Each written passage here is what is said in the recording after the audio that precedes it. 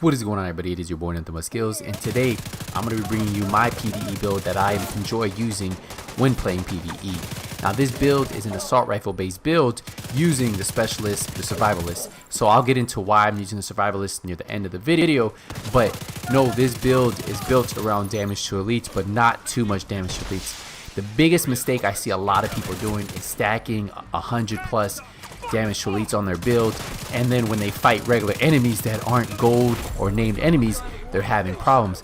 If you're watching this video right now, you're looking at me melt red enemies, melt purple enemies, and melt gold enemies. So that's the big difference with this build, because if you stack all damage to elites and you stack no kind of raw damage like crit chance, crit damage, weapon damage, you're gonna struggle with those purple and red enemies, and that armor will never go down because those do not count as damage to elites. So that's a big difference that you'll start seeing in harder missions, that there's not a lot of gold and named enemies. Now in level 3 checkpoints there are, but that's a different story. Besides that, you want to have a balance of damage to elites, protection from elites, and then raw damage. So let's get into my build right now. So I'm running an assault rifle and a sniper rifle, and I feel that's a good combo for PvE. So for the assault rifle, I'm running the Sitar. It has a base damage of 10.8k, RPM is 810, magazine size is 60. Now the reason I do like this assault rifle is because it has good accuracy and good stability.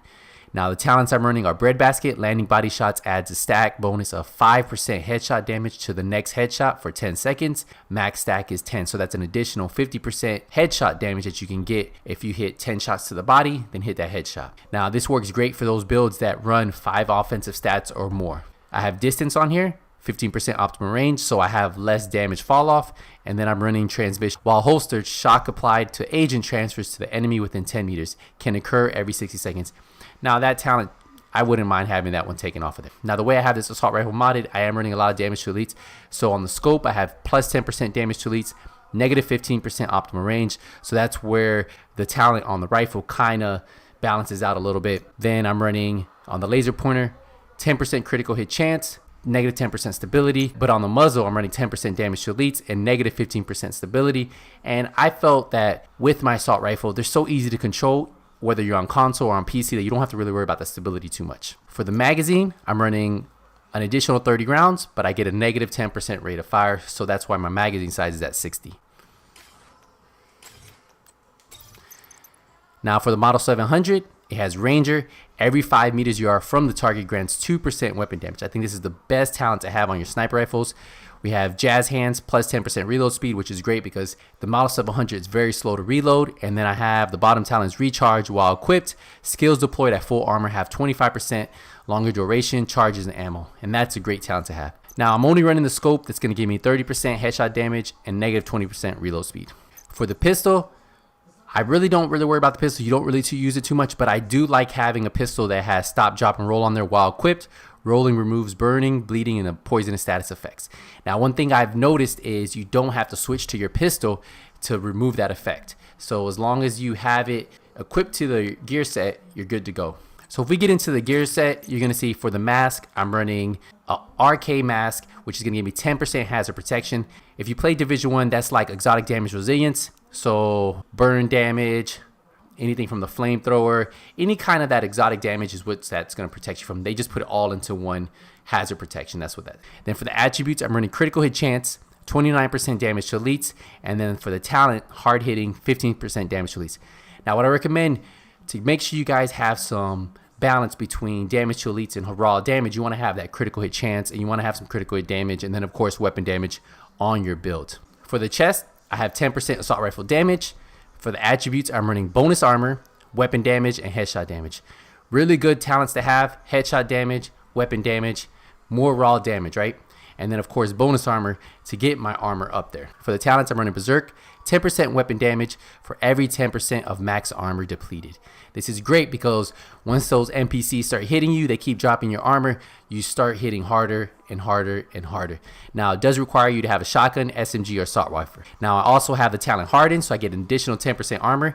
And I felt that with PvE builds, you want to stack that armor because armor is what really protects you against NPCs hitting hard.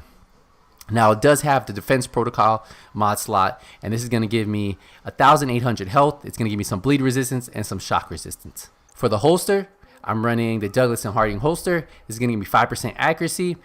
The real reason I am using this holster isn't because of the 5% accuracy. It's because the attributes I have 19.85 critical hit damage, and then I have the talent surgical. Now, if I could get this on a different holster, I would do that, but I really like the attributes that are on here. The high crit damage, and then I get that 8% critical hit chance, which is going to help me hit that raw damage that I want against those purple and red enemies. Now for the mods, I'm running a utility systems assist mod, which is going to give me 266 skill power, which I'm not really running any skill power, so it doesn't really benefit me at all. I have increased shock duration and then increased kill XP.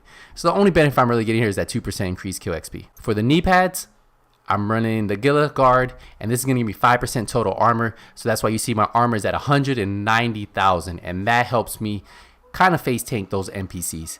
Now the attributes on here is another additional 6,600 bonus armor, and then I have damage to elites. So I am stacking damage to elites on this build, and I'll show you what my final total for damage to elites is. For the defense protocol mod, I have health, blind death resistance, disrupt resistance, and then I have another defense systems mod on here, which gives me bonus armor and then total armor. So I'm stacking that armor, guys. For the gloves, I'm running the Badger Tough gloves. This is going to give me 7% damage to elites. Now, if I could get that holster that had Badger on it, so say this Douglas and Harding, I don't really need that accuracy. So if I could get the Badger one, that's where I would switch it up, because I would get that extra armor percent on kill, and that's 15%. That's what I really would like. So if I could get 2 pieces of this, that would complete this build. So if you can find a second piece to mix up on here and kind of keep the same stats, that's what I would do. Now the attributes are health, critical hit chance, and assault rifle damage. You always want to put assault rifle damage or whatever your main weapon is on your build. You want to have that on your gloves because you can get some really high rolls. This one's pretty low, but now for the backpack, we're running 8% health, so this is going to give you more health. So I'm at 50,000 health, which I feel that you need to be around 50,000 up for PvE builds. The attributes are 3,500. Then I get more weapon damage and more critical hit chance. The talents, I really like this talent, especially when you're playing PvE. Using an armor kit has 50% chance to not consume armor kits. So if you get into those long battles that you have to pop a lot of armor kits, you have a 50% chance to not use it. No other active talents affecting armor kits can be used at the same time. So that's the only thing you have to keep in mind. And then I have vital, health is increased by 20%. And then I have the defense system mod, which is going to give me bonus armor, explosive resistance, and armor regeneration. So if there's something I will switch up, like I told you, this holster, I'm not using it for anything. I don't need that 5% accuracy. I would try to get a Badger Tough holster, and that will give me that extra armor percent on kill. So every time I do get a kill, I get that armor percentage back, and that's 15%, and that's a lot. So I would run a 2-piece versus just running a 1-piece and get rid of this. Everything else I really do like on this. I like the hazard protection. I like the 8% health. I like the assault rifle damage. I like the total armor. All of that is really good. If you want and you don't want to run this and you want to run a little bit more defense, you could actually put 2 sets of this. This will give me protection from elite, so you can switch out the holster, and then I could run this one and it would unlock protection from elites. But then I wouldn't have surgical, and I really want to have surgical on this build, and I like having that high crit damage, because if we go to look at my build, we tab over, we go all the way down, you're going to see my weapon damage is 10,800.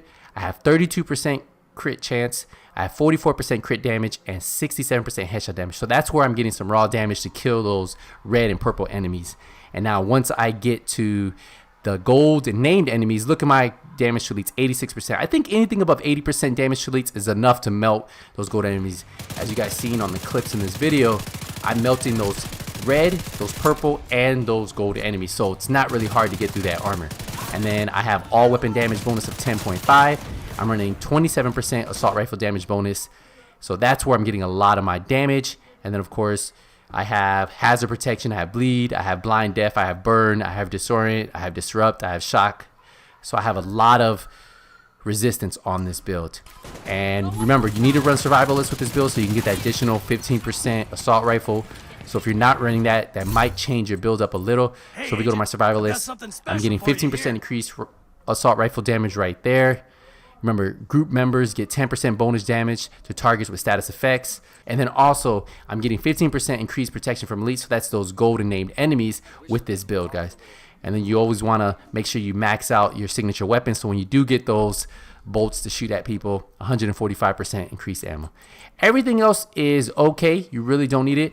This one's pretty cool. Crunch time while on cover, gain 10% skill cooldown reduction, so I'll get my skills back a little bit quicker.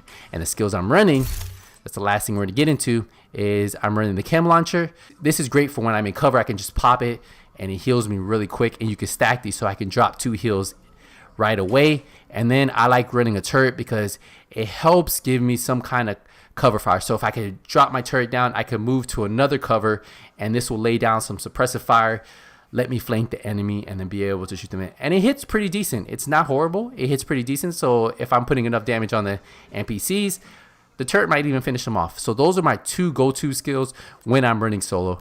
Now, if I'm not running solo, I change it up a little, but that's what I go with: the turret, the chem launcher, and then make sure you guys have the survivalist. Now, if you guys have any questions on this build, make sure you guys use the comment section. I read your comments and I try to answer them to the best of my ability.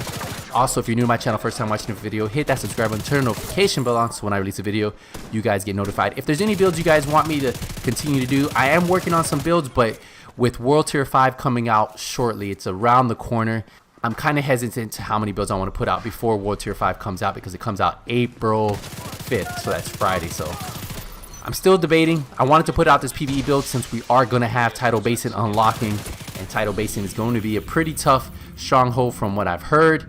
And this build would work really good in there. This could be one of your go-to builds because it hits really hard against those red and purple enemies, but then also you have that damage to elites. Don't forget to smash the thumbs up if you found this video useful. And as always, guys, if you don't see me in the dark zone, if you don't see me in conflict, if you don't see me doing some PvE, it's only a matter of time. Nothing but skills is out.